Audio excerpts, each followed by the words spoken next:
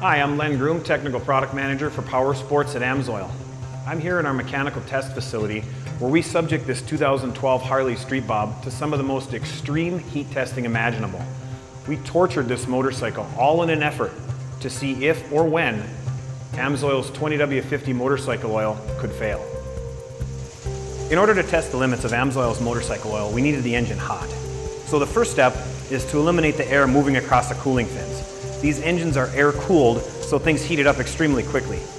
Next, we disconnected all of the temperature safeguards that would normally protect this engine in the event somebody tried to overheat it. We attached a number of sensors all over this bike, everything from oil temperature to head temperature, exhaust gas temperature, right down to the RPM. We even set up a heat mapping camera so we could truly watch the heat unfold in real time. We programmed the dyno to simulate conditions that you would see maybe at a motorcycle rally, where there were periods of extended idling, extremely slow driving. Remember, we took all of the air cooling away from this engine, so it wasn't long before we started seeing some extreme temperatures. The temperatures began to rise extremely quickly. In this shot from the heat imaging camera, you can see that the temperatures in the upper cylinder and the lower head region were 430 degrees Fahrenheit. Now you have to remember, average temperature in a motorcycle in normal riding conditions is somewhere around 280 to 300 degrees Fahrenheit. We're well above that. The temperatures continue to climb, and in this photo, the temperatures in that same region are now hitting 450 degrees and still climbing. This analysis image shows that temperatures reached an unbelievable 550 degrees.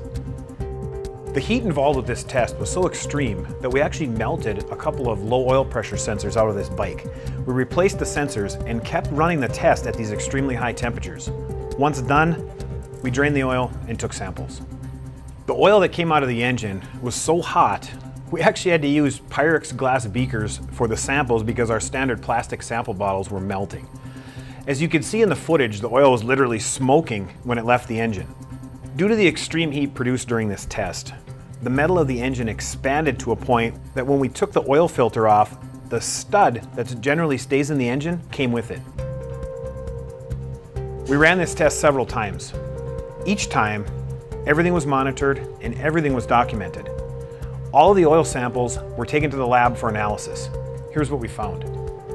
In this viscosity graph, you can see we show the oil before and after the test.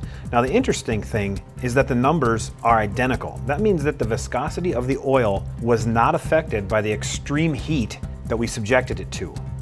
Typically, when the viscosity starts to drop, wear protection starts to become compromised. That was not the case with the AMSOIL 20W50 motorcycle oil. In this oxidation graph, once again we show the oil before and after the test. And as you can see, AMSOIL shows a very small oxidation number. When an oil starts to oxidize, normally the tendency to build deposits starts to rise. So you want to see the oxidation number low, which indicates that the oil can still keep the engine clean. Based on these numbers, our oil still has the ability to keep the engine clean even after we subjected it to insanely high heat. An oil's total base number is its ability to deal with acid from combustion. This graph shows that the AMSOIL product has plenty of reserve capacity to deal with acid from combustion, even though we put it through that extreme heat cycle. In this graph of the wear metals, we can see that the numbers are extremely low, or in some cases, zero.